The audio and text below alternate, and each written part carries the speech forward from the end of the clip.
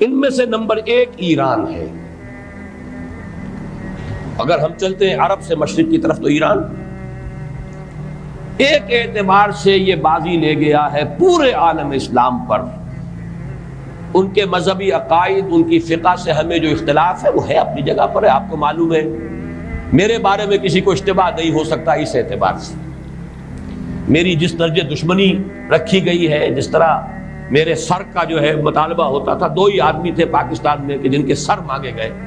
ایک کراچی کے وہ شاہ بلیغ الدین صاحب اور ایک میں.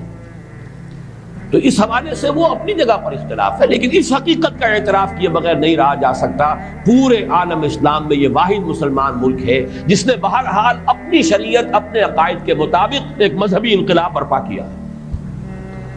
اور پورے عالم اسلام میں مذہبی سطح پر، حکومت کی سطح پر فنڈامنٹلسٹ صرف ایک ملک ہے کہ اس پہلو سے ایران ان کا ٹارگٹ ہے، ٹارگٹ نمبر 1 ایک خاص اعتبار سے.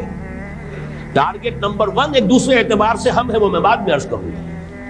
چونکہ حکومت کی سطح پر فنڈامنٹلزم ہے اور وہ آیا ہے ایک عوامی انقلاب کے نتیجے میں، پھر ان کے پاس تیل کی دولت ہے، اس کے خلاف اکنامک سینکشنز بھی ہو جائیں تو اگر لیبیا کھڑا ہو سکتا ہے تو بہرحال وہ بھی کھڑا ہو سکتا ہے.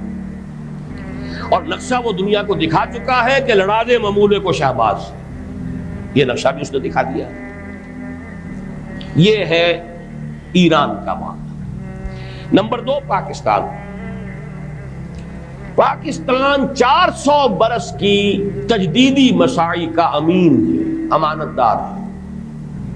پورے ہندوستان میں مجدد الفسانی رحمت اللہ علیہ، شاہ ولی اللہ دہلوی رحمت اللہ علیہ، سید احمد بریلوی رحمت اللہ علیہ اور ان کا جہاد، پھر اس 20ویں صدی عیسوی میں یا 14ویں صدی ہجری میں علامہ اقبال جیسا مفکر، مولانا مودودی جیسا مصنف، مولانا الیاس جیسا مبلغ، شیخ الہند جیسا مجاہد حریت، پورے عالم اسلام میں ان کا پیرلل کوئی موجود نہیں.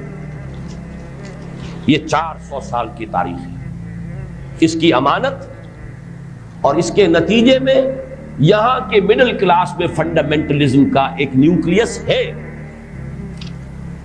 اگرچہ حکومت کی سطح پر کوئی پیش رفت نہیں ہو سکی آج تک، بلکہ اب تو پسپائی ہو رہی ہے، اب پیچھے ہٹ رہے ہیں.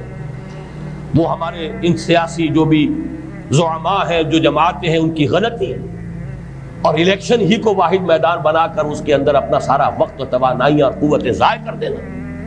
یہ ہے در حقیقت جس کا کہ یہ صدا مل رہی ہے کہ اس اعتبار سے تو پسپائی کی طرف ہے معاملہ، کسی پیش رفت کی طرف نہیں ہے. لیکن باہر والے تو دیکھتے ہیں نا کہ اندر کیا کچھ مواد موجود ہے. اگر مڈل کلاس میں وہ فنڈامنٹلزم کا بارود موجود ہے تو کسی بھی وقت اس کے اندر جو ہے وہ کوئی دھماکہ ہو سکتا ہے. دوسری بات جو ان کے لیے ایک اعتبار سے ٹارگٹ نمبر 1 ہمیں بنا رہی ہے وہ ہمارا ایٹمک نو ہاؤ ہے. پورے عالم اسلام میں اور کسی کے پاس نہیں. اسلامی بم اگر بنے گا تو یہی بنے گا. یہ ہے مختلف اسباب جس کے بنا پر ایران اور پاکستان کو آپ بریکٹ کر لیجئے. یہ اس نیو ورلڈ آرڈر کا جو ٹارگٹ نمبر 1 ہے، ایک اعتبار سے ایران ہے، ایک اعتبار سے پاکستان.